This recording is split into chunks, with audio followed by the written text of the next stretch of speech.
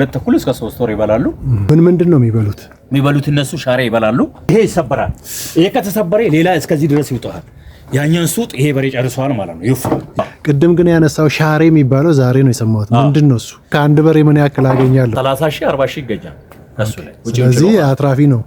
ንጹህ ትርፍ ማለት ነው። ንጹህ ትርፍ። ሰላም ቤተሰቦችና ተመልካቾች፣ ባለ ታሪኬ ውጤታማ የበሬ አደላለብ እንዴት እንደሚሰራ ምንም ነገር ሳያስቀሩ ተሞክሯቸውን አካፍለውኛል። በጣም ጠቃሚ ተሞክሮ ስለሆነ እናንተም ተሞክሮውን ወስዳችሁ በተጠቀሙበት ታተርፋላችሁ። ሰብስክራይብ፣ ላይክ እና ሼር ማድረግ እንዳይረሳ። ይሄ በሬ መድለባ ፕሮጀክት ነው። 2 ተኩል እስከ 3 ወር ይበላሉ። ከበሉ በኋላ ደረቅ የምንሰጣቸውበት ጊዜ አለ። ኦኬ። እርጥብ አድርገን የምንሰጣቸውበት ጊዜ አለ። ኦኬ። እርጥብ ስናደርግ ደግሞ ይሄ ውሃውን በዛ ያገኛሉ። በዛ አድርገን እንሰጣለን፣ ይበላሉ። ከበሉ በኋላ ደግሞ ሲወፍሩት ወደ ገባ እናወጣለን። ምንድን ነው የሚበሉት? ሻሬ ያለ፣ ጥፍጥሬ ያለ፣ የተለያየ ምግብ ነው እኛ የምናበላው። ሳር እናበላለን። ሳር አልፎ አልፎ ነው። ሳር የሚመካው ለላሞች ነው እንጂ ለበሬ አይመካም። እንደኛ ነገር ወተት ይሰጣል። እሱ ለላሞቹ ነው የሚሆነው። የፋብሪካ ራሱ አሁን የምናበላቸው ራሱ ጥፍጥሬ ነው። ይሄ ጥፍጥሬ ነው። አምናው ጥፍጥሬ ሻሬ የምናበላው።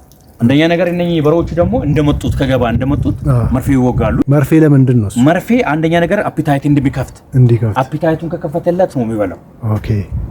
አፒታይቱን እንዲከፍትለት መርፌ እንወጋለን። ዶክተር አለ። ዶክተር ቼክ ያደርጋል ያለውን ነገር ደግሞ ችግርም ካለ እርሻ ላይም ከቆየ ይመጣል። በሬው ደግሞ ሲታይ ታይቶ ነው የሚገዛው። ቆሻሻ ምናምን ነገርም ካለ እንዲገል እናደርጋለን። አንደኛ ነገር ደግሞ በሬ ስንገዛ ራሱ ባለሙያ ነው የሚገዛው። ባለሙያ አይቶ ነው የሚገዛው። የሚወፍር በሬ አለ፣ የማይወፍር በሬ አለ። ኦኬ። አሁን የሚወፍር በሬ እነኚህ በሬዎች አሁን 2 ወር ከበሉ 2 ወር እስከ 3 ወር ነው። ምልክቱ ምንድን ነው ግን የሚወፍር የማይወፍር?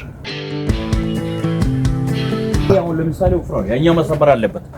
ምን ጭራው ላይ ጭራ ከጭራ በላይ ያለው እሱ ከተሰበረ በቃ ውጣል ማለት ነው። ይሄ ጭራ ራሱ እያጠረ ነው የሚመጣው።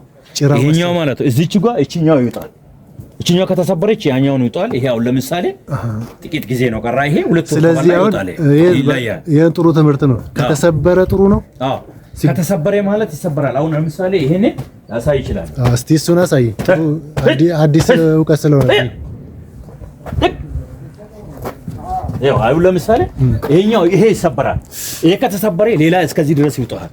ያኛን ሱጥ ይሄ በሬ ጨርሰዋል ማለት ነው። ይወፍራል።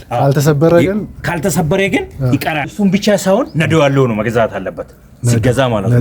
ነዶ ያለው ማለት ቢከስም ከመጣ ይወፍራል። ከወፈረ ደግሞ ቁመት ያለው ቁመና ያለው ነው መገዛት አለበት። አዎ አጭር ከሆነች ደግሞ አይሆንም። ለስጋ ማለት ነው ሽንጥ መኖር አለበት። ሽንጡ ረጅም ካለ በቃ ይገዛል ባለሙያ ስለማያውቅ ማለት ነው። ባለሙያ ሰዎች ሲገዙ እነዚህ ነገሮች ግምት ውስጥ ያስገቡ ነው።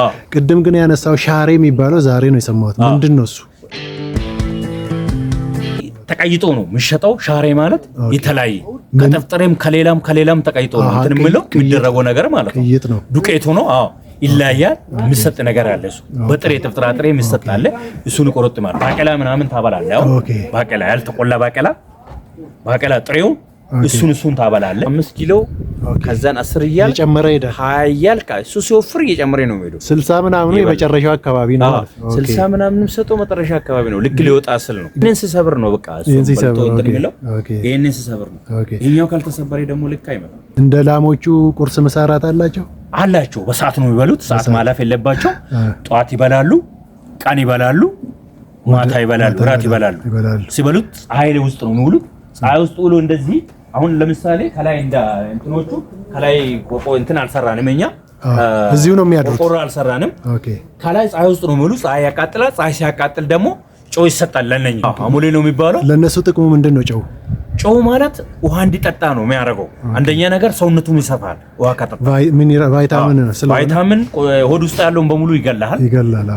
በቃ ሮርማን ከሆነ ከዛም በኋላ በበት የሚወጣ አለ። ቆሻሻ ካለ በበት ይወጣል። እሱን ይበላል። እሱን በልቶ ውሃውን ደግሞ በፍላጎት በደንብ ይጠጣል። እንዲጠጣ ያደርጋል። ስሜቱን ያነሳል። ይህንን ከጠጣ በኋላ ደግሞ ፀሐዩን ከበላ ያንን ጨው ስለበላ በጣም ይቃጠላል። ውሃ ስትለቆ ውሃን እንደ ጉድ ይጠጣል። ከጠጣ በኋላ ምግቡን ይበላል። በቃ አንድ ውዱ ከተነሳ በዛ ነው የሚቀር። አትራፊ ነው ማለት ነው። ያው ምግብም ከዚህ ውስጥ አትራፊ ነው። ክረምት ላይ ግን እንደዚህ ክፍት መሆን የለበትም አይደል? እንዱ መሆን አለበት። በቃ ችግር የለውም። ምንም ዝናብ በደበደበው እንደ ላም ችግር የለበት። ክረምትና በጋ ይለያያል። ክረምት አይወፍርም በሬ ይቆያል። አንደኛ ነገር ክረምትም ስለሆነ ስለሚበር ስለሚቀዘቅዝ በሬ አይወፍርም። የተፈጥሮ ጉዳይ ነው። በጋ ከሆነ ደግሞ ፀሐይም ስለሚበላ ይወፍራል። ይሄ ስራ ግን ሳስበው ማለት ነው የማድለብ ስራ ብዙ ሰዎችም እንደሚነግሩኝ እኔም ሳስበው በቀላል በትንሽ ጊዜ ውስጥ ደህና ትርፍ የሚሰጥ ነው። ከላሞቹ አንፃር ይሄ ይሻላል። የቱ ነው የሚመረጠው? ያው እንደ ስራ ነው አባቱ እንደያዘ ነው እንጂ ላሞቹ ሴት ጥጃ የሚወልዱት ከሆነ አትራፊ ናቸው። አንዷ ሴት ጥጃ እንኳን ሁለት ወር ከአመት ከሞላች 250 ሺህ እስከ 300 ሺህ ነው። ኦኬ ትርፋማ ነው። እሱን ሽጦ ራሱ እንትን ማለት ይችላል። በአንድ አመት ውስጥ 3 ነው የሚሸጠው። 3 ነው ብዙ ወዲያው ትርፋማ ነው። ወዲያው ስለሆነ ችግር የለውም። ለዚህ ነው ልዩነታቸው ከላምና ከበሬ አንፃር ላም ሴት ጥጃ ከወለደች ብቻ ነው ትርፋማ የምትሆነው። ሌላው ነው ተጥኖ የምትጠቀመው። ብር ባንክ ቤት ከሚቀመጥ ሰው አውጥቶ እንደዚህ ሼር አድርጎ ቢሰራ ነው የሚሻለው። አንደኛ ነገር ራሱን ይለውጣል። ሁለተኛ ነገር ደግሞ እሱ ስር የተደራጁ ልጆች አሉ። የሚሰሩትን ሰራተኛ ለሰው ሰራተኛ ለስራ ይፈጥራል። ገበያ ችግር የለውም። እነሱ ባለሙያ አሉ። ባለሙያ ያው የገዛ ባለሙያ ስንት እንደሚሸጥ ይገምታል። ከዛም በኋላ አውጥቶ ይሸጣል። ነጋዴ ደግሞ መጥቶ በመኪና ይጭናል። በአንዴ ነው የሚሸጡት። ሲሸጡት ደግሞ አሁን ለምሳሌ ትልቅና ትንሽ አለ። ዋጋቸው በተመሳሳይ ነው የሚወዙ እንደ ኪሎ አይነት ማለት ነው። ተመሳሳይ ነው። አዎ እንደ ኪሎ አይነት በኪሎ ነው። አሁን ለምሳሌ በኪሎ ነው ተባለ። መጀመሪያ ሲጀመርም ሰው ስራ ሲጀምር በኪሎ ነው የሚሸጠው ተብሎ ተጀመረ። አሁን ለምሳሌ ይሄ አነስ ይልሃል፣ ይሄኛው ደግሞ ትልቅ ነው። ይሄ 120 የሚሸጥ ከሆነ በተመሳሳይ ነው 14ቱ የሚሸጡት። አልፎ ግን አሁን ለምሳሌ በዓል ይመጣል። ፋሲካ ሊመጣ ይችላል፣ ገና ሊመጣ ይችላል፣ ዘመን መለወጫ ሊመጣ ይችላል፣ ለሌላ ፕሮግራም ለሌለትም ሊሆን ይችላል፣ ለሰርግም ሊሆን ይችላል። ማንኛውም ሰው ከመጣ ደግሞ እዚህ ሰፈር ይመጣል። አንድ ሰው ያናግራል፣ መጥቶ የፈለገውን ገዝቶ ይሄዳል። ለምሳሌ እኛ ጅምላ የምንሸጥና እንዱ ዝርዝር በፍሬም የምንሸጠው ይለያያል ዋጋው። አሁን ለምሳሌ ይሄኛው በጅምላ የምንሸጥ ከሆነ አንድ ላይ በ120 ከተገመተ ሁሉም በ120 ነው የሚሸጡት። በፍሬም የምንሸጥ ከሆነ ደግሞ በ120 ሺህ ብር አይሸጥም። አንዱ በሬ እስከ 150 ሺህ ብር የራሱ ስርዓት አለው ማለት ነው። ስርዓት አለው። ይሄ ትልቅ ትምህርት ነው፣ ሁላችንም እያገኘን ያለ ነው። መጨረሻ ላይ በዚህ በማወፈር ወይም በማደለብ ስራ ላይ ማለት ነው ማጠቃለያ የምትመክረን ነገር ብትነግረኝ ደስ ይለኛል። እሱ ጥሩ ነው፣ ምንም ችግር የለውም። ማንኛውም ሰው ስራ ይኸው ከሰው ነው የሚወስደው። መቼም መዋዕለ ጎረቤት ነው የሚባለው። ሰው በቁርጥነት በቃ ስራ ሰራለሁ ብሎ ስራዬ ነው ብሎ ከገባ እዚህ ደረጃ ላይ ሊደርስ ይችላል። በስራ ዙሪያ ላይ ደግሞ ማግኘትም አለ መክሰርም አለ። አንዳንድ ጊዜ በውድ ገዝተህ በርካሽ የምትሸጥበት ጊዜ አለ። ስለዚህ ኪሳራም ገቢም ያለው ስለሆነ ይሄን አምኔ ከገባበትና ጭንቅላትን ራስን ካሳመንክ የፈለግከውን ነገር ልሰራ ትችላለህ። ያሰብከውን እቅድ ደግሞ ፈጣሪ ሊያሳካ ይችላል። ጥሩ ደረጃ ላይ ትደርሳለህ። ግን ባለ አቅም ስራውን መጀመር ትችላለህ። አንተ በሁለቱም መጀመር ትችላለህ፣ በሶስትም። ግን የምታገኘው ገቢ ከብዛት ላይ የምታገኘውና ከትንሽ ላይ የምታገኘው ነገር ይለያያል። ሰማይና ምድር። አዎ። ስለዚህ ሰፋ አድርገህ ሲሰራ ሰፋ አድርገህ ታገኛለህ። ጠበብ ካረክም ደግሞ እንደዛ ጠበብ ብለህ ትመጣለች። ግን እሷን እያሳደጉ መሄድ። አዎ እያሳደገ መሄድ ነው። ምንም ሌላ ነገር ኢዳ ውስጥ ሳገባ ራስን ችለህ ተለውጠ ነገ ዛሬ ዳቦ የምትበላው ከሆነ ደግሞ ነገ እንጀራ በልተህ ጥሩ ደረጃ ላይ ደርሰህ ለሰውም ትምህርት ሰጥተህ ፋርም ጥሩ ነው። ካልተበላ መኖር አንችልም። እርሻ ካልታረሰ እርባታ ካላረባን መኖር አንችልም። ወረቀት ብር አንበላም አይደል? ህንጻም አንበላም። ዞሮ ግዴታ ነው። ስራ ፈጥረህ ከሰራ ደግሞ ጥሩ ደረጃ ትደርሳለህ። ስራ መናቅ የለብህም። ትክክል። ከትንሽ ተነስተህ ትልቅ ቦታ መድረስ ትችላለህ።